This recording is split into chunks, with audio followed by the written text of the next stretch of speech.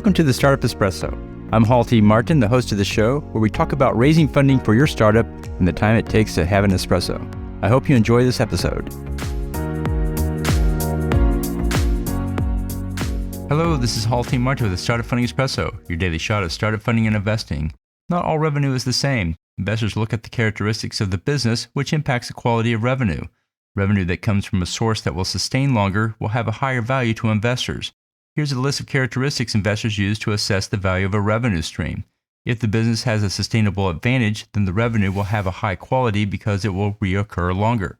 If the business has network effects, then the revenue has a higher value because of the competitive advantage that network effects brings. If the business can predict its revenue stream, then it will have a higher value as it will give the business visibility on the forecasts. If the business's product has high switching costs, then its revenue will be valued more as customers will stay longer.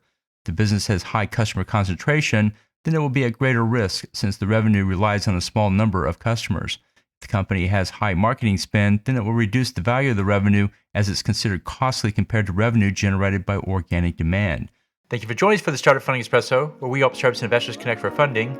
Let's go start us today. Hall T. Martin is the director of Investor Connect, which is a 501c3 nonprofit dedicated to the education of investors for early-stage funding. All opinions expressed by Hall and podcast guests are solely their own opinions and do not reflect the opinion of Investor Connect. This podcast is for informational purposes only and should not be relied upon as a basis for investment decisions.